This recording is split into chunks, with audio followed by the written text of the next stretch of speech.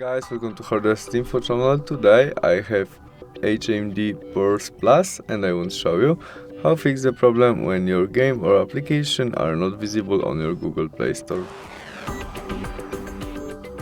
To fix it, go back to the main menu and tap on your photo on the right corner. There are Settings, Family and Parental Control.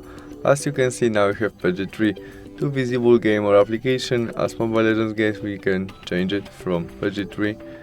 We must change it from PG3 to PG16 maybe. To do that we tap on it and enter our look screen, our pin to our parental control, and there we must tap on PG16 maybe, confirm by got it and save.